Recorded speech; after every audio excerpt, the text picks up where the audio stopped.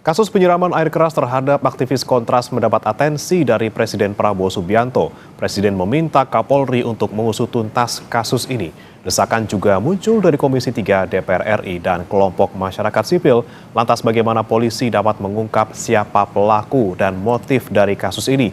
Kita akan bahas bersama dengan Direktur Eksekutif Amnesty International Indonesia, Usman Hamid, dan Kabareskrim Polri 2008-2009, Komjen Purnawirawan Susno Duaji. Selamat pagi Pak Usman, Pak Susno. Selamat pagi. Ya. Pak Usman, ini sudah ada atensi dari Presiden dan juga Kapolri terkait dengan kasus ini. Bagaimana tanggapan dari koalisi masyarakat sipil, Pak Usman? Ya, tentu kami sangat berharap ada kemajuan dalam pengusutan kasus ini segera.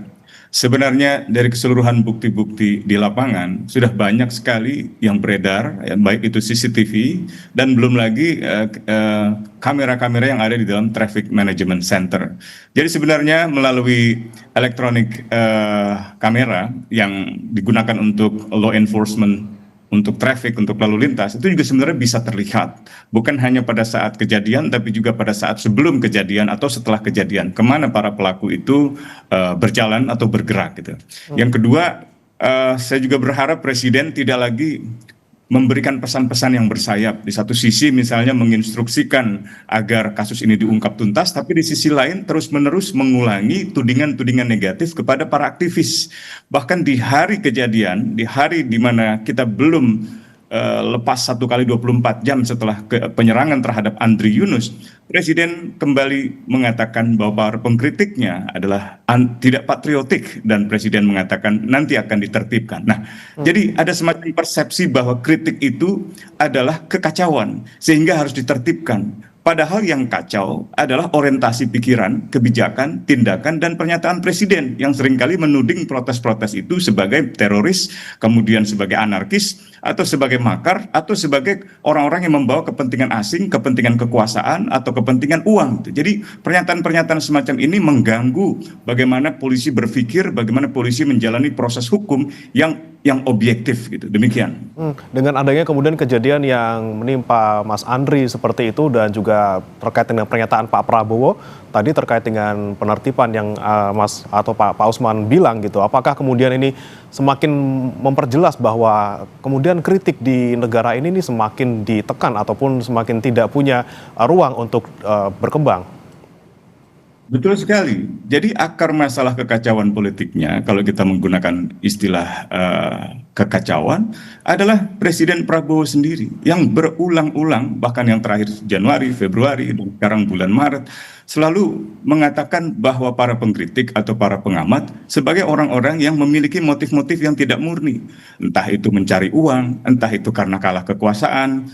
Padahal dulu Presiden Prabowo sebelum menjadi presiden seringkali mengkritik secara keras karena mungkin ia juga mengakui bahwa ia tidak dapat kekuasaan sehingga aset bisnisnya misalnya terbengkalai. Jadi saya kira kritik-kritik itu harusnya dimaknai sebagai saran dan masukan yang positif kepada pemerintah supaya kebijakannya menjadi lebih baik. Entah itu soal makan bergizi gratis, koperasi desa, danantara, atau mengenai mobil impor dari India yang sangat bermasalah. Jadi kekacauan itu bukanlah kritik atau sebaliknya kritik bukanlah kekacauan. Kritik justru memperlihatkan ada dinamika yang positif di dalam demokrasi Indonesia. Kalau tidak ada kritik, kalau kritik dianggap kekacauan, lalu kita ingin meniadakan kritik-kritik semacam itu atau mengkooptasi orang-orang yang suka mengkritik dengan segala pendekatan, uang dan jabatan, maka kita bukan lagi negara demokrasi, melainkan negara yang otoriter, yang sangat monolitik, tidak ada perbedaan pandangan, atau kalaupun mau protes harus izin seperti di era Orde Baru. Dan saya kira ini yang harus kita hindari gitu.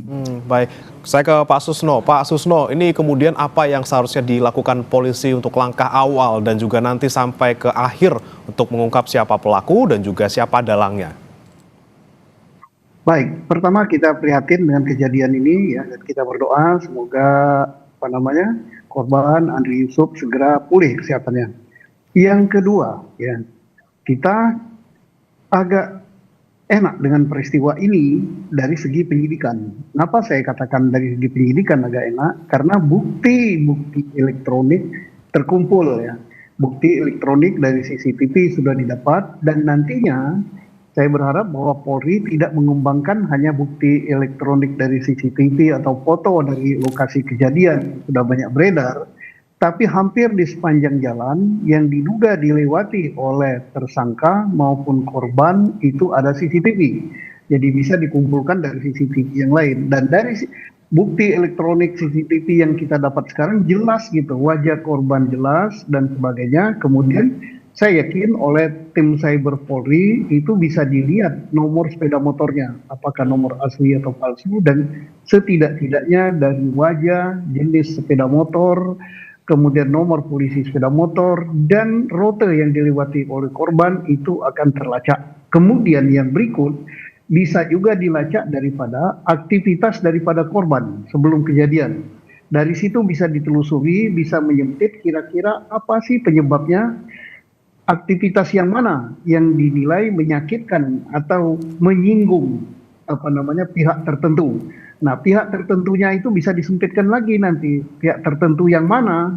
Nah, dari sini saya yakin kalau penyidik level Polda, apalagi Polda Metro, dan syukur kalau Mabes Polri karena ini sudah berskala nasional, sudah perintah Presiden dan dapat atensi dari Komisi 3 DPR dan juga atensi dari segenap masyarakat Indonesia bahwa Mabes Polri harus turun dalam peristiwa ini, dan saya yakin ini kalau serius bisa diungkap karena negara yang bukan lagi Polri ya, punya kelengkapan yang sangat lengkap, punya intelijen bermacam-macam, punya cybercrime lengkap, kemudian kita punya reserse, kita punya penyidik Polri, kita juga punya penyidik dari polisi militer, kita punya penyidik yang lain. Saya kira kalau ini mau diungkap dan betul perintah Presiden itu mau mengungkap hal ini supaya demokrasi kita di Indonesia jalan, ini saya yakin waktu dekat akan terungkap. Oke, seharusnya tidak sulit karena tadi buktinya sudah terjembreng di mana-mana ada gitu ya. Selain CCTV yang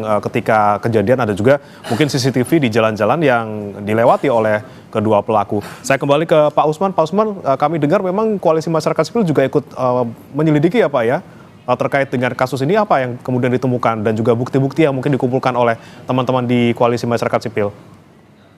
Ya, betul sekali. Kami memang melakukan pencarian fakta terpisah, ya, baik itu menelusuri kembali perjalanan Andri di hari kejadian, mulai dari bepergian ke kantor Selios pada sore hari atau keberadaan sebelumnya di kantor Kontras di Kramat 2, sampai dengan kegiatan terakhir sebelum kejadian penyerangan air keras atau usaha untuk membunuh Andri Yunus, yaitu ke YLBHI, Yayasan Lembaga Bantuan Hukum Indonesia, untuk menggelar podcast tentang remilitarisme dan juga judicial review undang-undang TNI. Bahkan ia sebelum pulang sempat dikabarkan membeli bensin di wilayah Cikini. Nah, bukti CCTV juga banyak kami peroleh dari lokasi kejadian, dari sekitar kejadian, dari sejumlah titik ketika perjalanan Andri dari arah Menteng menuju ke YLBHI. Itu juga sudah kami peroleh, termasuk juga bukti-bukti tambahan lainnya. Namun kami belum bisa mengumumkan bagaimana pandangan kami atau interpretasi kami atas bukti-bukti yang kami peroleh tersebut sebelum kami verifikasi lebih jauh lagi dengan keterangan saksi dan juga keterangan ahli serta petunjuk-petunjuk tambahan. Termasuk juga kami harapkan ada semacam bukti tambahan dari Electronic Traffic Law Enforcement TNC di Polda Metro Jaya. Saya setuju dengan Pak Susno bahwa kalau seandainya penyidikan ini dilakukan secara serius, apalagi misalnya setingkat Polda Metro dengan tim cybernya Polda Metro, saya kira ini hanya hitungan hari ini bisa dibongkar gitu ya. Dan kita berharap Polri tidak ragu-ragu. Saya percaya bahwa Polri mampu dan Polri bisa untuk membongkar kasus-kasus teror terhadap aktivis.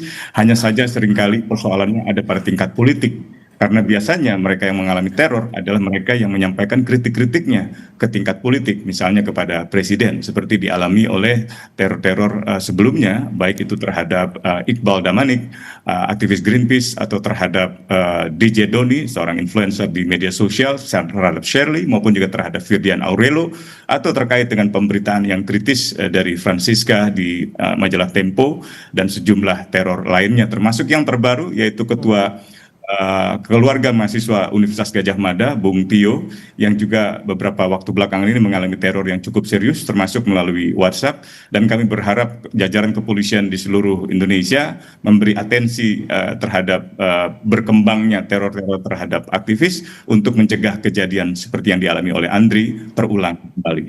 Nah, itu poin yang saya tangkap dari Pak Usman. Kita khawatir gitu ya. Mungkin memang kita berharap polisi bisa mengungkap kasus ini secara transparan dan juga secara profesional, namun mengingat mungkin posisi dari seorang Andri Yunus yang merupakan seorang aktivis, kemudian ini ada potensi-potensi obstruksi mungkin di tengah penyelidikan. Kemudian bagaimana Pak Susno memastikan untuk bagaimana penyelidikan ini tetap berjalan secara mulus tanpa adanya obstruksi? Iya, tadi Pak Usman sudah jelaskan ya, dari penjelasan awalnya tadi bahwa jangan sampai polisi itu dalam menyidik kasus ini gitu kan keseriusannya atau apa namanya agak kendor karena ada pengaruh-pengaruh politik gitu. Nah, Pak Presiden sudah menyatakan ungkap tuntas perkara ini dan semoga saja kata Pak Usman bahwa apa yang disampaikan Pak Presiden itu tidak kata dalam bahasa harian kita tidak bersayap katanya, betul-betul ingin mengungkap kasus ini demi citra daripada pemerintah Republik Indonesia bahwa betul demokrasi di Indonesia harus ditegakkan. Nah, jadi jangan terpengaruh bahwa jangan-jangan kalau saya ungkap ini akan mengungkap lembaga yang lebih besar dan sebagainya sehingga ada suatu keraguan. Itu yang satu. Yang kedua, tadi Pak Usman sangat tertarik sekali, jangan lagi ada teror-teror. Jadi tugas Polri dan tugas aparat keamanan atau tugas intelijen di Indonesia itu bukan hanya untuk mengungkap suatu peristiwa yang terjadi, tapi preemptif ya, keamanan, mencegah terjadinya peristiwa itu sudah sangat penting sekali. Kita tahu bahwa apa yang dilakukan oleh Andri Yunus sebelumnya, apa suara dia. Kemudian aparat intelijen atau aparat keamanan sudah bisa mengidentifikasi kira-kira ada yang tersinggung atau enggak gitu dengan hal yang benar yang diucapkannya. Kemudian yang kedua, tadi terhadap misalnya yang terakhir Ketua BEM UGM ya, Saudara Tio ya, dia aktif sekali di media sosial, dia bersuara. Nah, ini sudah pada saat inilah Polri sudah harus membayangi gitu. Membayangi bukan mencegah apa yang dia akan lakukan, bukan mengurangi suara-suara kritis dia, tetapi mengamankan jangan sampai terjadi hal yang seperti dialami oleh Andri Yunus gitu. Nah, diamankan di mana dia kegiatan diamankan secara tertutup, jangan sampai mengamankan dia nempel pakaian terbuka dan sebagainya itu sehingga takut dia. Karena apa yang disampaikan oleh dia itu adalah sangat diperlukan oleh suatu negara demokrasi. Kalau itu sudah nggak ada, kita bukan lagi negara demokrasi, kata Pak Usman tadi, saya setuju. Nah, karena itu salah satu tiang demokrasi, jadi ya kita harus amankan, cara ngamankannya jangan sampai dia diteror, jangan sampai dia dilakukan perbuatan-perbuatan penganiayaan ataupun percobaan pembunuhan seperti yang terjadi ini. Dan kita sudah berpengalaman dengan ini. Dulu pernah terjadi untuk masalah korupsi dengan Novel Baswedan, ya. Kemudian terjadi juga dulu itu dengan siapa gitu. Pernah juga seperti ini gitu. Sampai Pak Presiden SBY besuk gitu kepada yang bersangkutan. Jadi jangan sampai peristiwa seperti ini menghambat pertumbuhan demokrasi, menghambat kita dalam menegakkan kebenaran dan keadilan di Republik ini. Jadi harus dicegah sebelum gitu. Oke, baik. Saya kembali ke Pak Usman. Pak Usman, kabarnya juga sebelum kejadian di hari tersebut ketika penyiraman air keras, beberapa hari sebelumnya ini ada sempat dibuntuti ataupun diteror ya Mas Andri. Nah, kemudian dari Koalisi Masyarakat Sipil apakah sudah mungkin punya gambaran tentang siapa pelaku teror ini dan apakah ada kaitannya dengan kejadian penyiraman air keras? Ya, betul sekali. Memang kami sudah mendeteksi adanya gerak-gerik yang mencurigakan yang tertuang di dalam berbagai bukti awal, misalnya dalam CCTV, di mana ada sejumlah orang, baik itu berkendaraan motor maupun juga berkendaraan mobil, yang membuntuti kegiatan Andri Yunus. Namun sekali lagi saat ini kami masih di dalam proses verifikasi dan dalam waktu dekat mudah-mudahan kami juga bisa menyampaikan kepada publik, kepada media, untuk kesimpulan-kesimpulan awal dari temuan yang kami lakukan di Koalisi Masyarakat Sipil. Baik, Pak Susno, tadi yang Anda sebutkan bahwa ini ada niatan membunuh gitu untuk ketika kejadian yang menimpa Andri Yunus ini. Dengan kemudian ada dari pelaku CCTV mungkin ada yang tidak pakai masker, kemudian ada yang pakai masker tapi cuma sebagian, walaupun kemudian tidak terlalu jelas terlihat di CCTV, apakah ini kemudian memang bisa kita pastikan ini terorganisasi secara baik dan juga ada dalang di balik ini semua? Iya, yang pertama kita lihat kejadian ini bukan kriminalitas biasa untuk melakukan pencurian terkait dengan ekonomi atau mengambil benda, bukan untuk mencuri sepeda motor atau untuk mencuri harta yang melekat pada korban, bukan. Nah, kalau bukan itu berarti ada tujuan tertentu. Nah, karena ada tujuan tertentu, saya yakin bahwa bukanlah masalahnya dendam pribadi antara pelaku dengan si korban. Tapi ada otaknya. Karena ada otaknya, ada pelakunya, ada pengamat, tentunya ada rencana, berarti kejahatan ini terorganisir. Gitu. Jelas terorganisir, kejahatan berencana. Nah kemudian karena alat yang digunakan itu air keras, sangat-sangat berbahaya, itu bisa saja merenggut jiwa. Jadi kita patut menduga bahwa ini tujuannya ya untuk membunuh gitu. Nah baru nanti tujuan berikutnya yaitu untuk penganiayaan berat gitu. Nah, tapi tidak salah kalau kita pasalnya kita letakkan pertama pembunuhan gitu. Oke, baik. Ini itu tadi ya, motifnya bisa kita lihat dari tidak soal ekonomi, tapi pasti ada motif lainnya dan tentunya ada dalang di balik ini semua. Kembali saya ke Pak Usman. Pak Usman, ini tentunya adalah kita lihat bersama dalam tanda kutip ini ancaman terhadap mereka yang kritis seperti itu. Should we move back? Karena ada hal ini dan bagaimana kita tetap bisa kritis, tapi kita juga bisa aman. Ya, pertama tentu saja untuk selalu berhati-hati di dalam berkegiatan. Biasanya para aktivis melakukan atau menyuarakan kritiknya melalui konferensi pers di suatu tempat, di suatu kedai kopi atau di kantornya sendiri. Jadi tentu perlu ada perhatian dalam beperjalanan, perlu ada perhatian dalam memilih mode kendaraan misalnya gitu. Motor misalnya terhadap Andri, saya beberapa kali sempat bicara kepada Andri bahwa Andri mengingat ia pernah mengalami teror sejak ia mendatangi Hotel Fairmont pada Maret tahun yang lalu. Teror-teror terus bertubi-tubi dialami oleh Andri. Tentu kami sebagai teman, sebagai sahabat beberapa kali mengingatkan. Nah, meskipun demikian situasi ini ternyata tidak bisa kami cegah juga gitu. Ada beberapa hal lain misalnya menyangkut keamanan keselamatan kantor atau misalnya ketersediaan kamera CCTV itu di setiap kantor, di rumah juga. Bahkan kemarin juga kami menerima informasi bahwa kantor yang juga merupakan jaringan kontras di Yogyakarta yaitu Social Movement Institute itu mendapatkan kiriman ular gitu ya.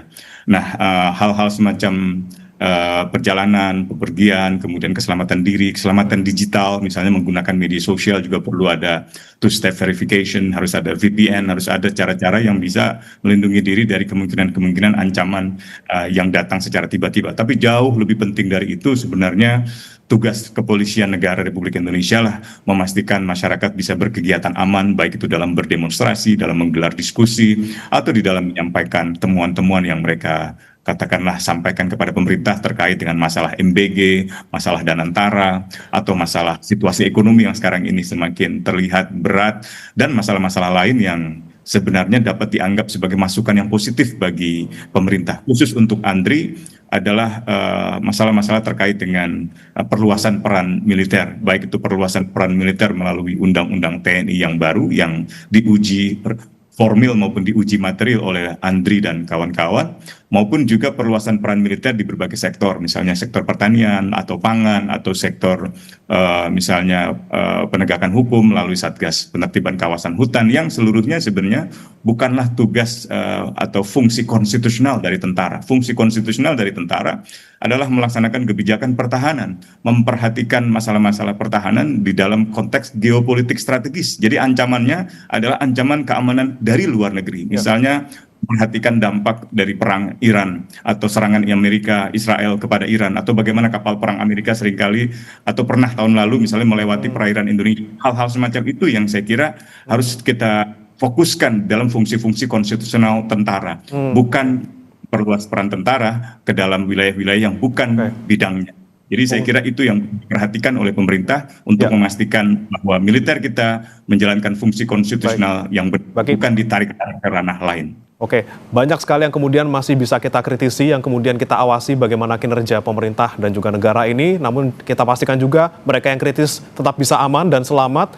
menyuarakan kritiknya, dan kita nantikan bersama-sama seharusnya polisi bisa mengungkap kasus ini secara terang benderang dan juga dalam waktu singkat. Kita nantikan bersama-sama. Terima kasih Pak Usman Hamid, Direktur Eksekutif Amnesty International Indonesia, dan juga Komjen Purnawirawan Susno Duaji, Kabar Eskrim Polri 2008-2009 sudah bergabung bersama kami di Sapa Indonesia Pagi. Selamat pagi, Bapak-bapak. Selamat pagi. Bagi para pemirsa.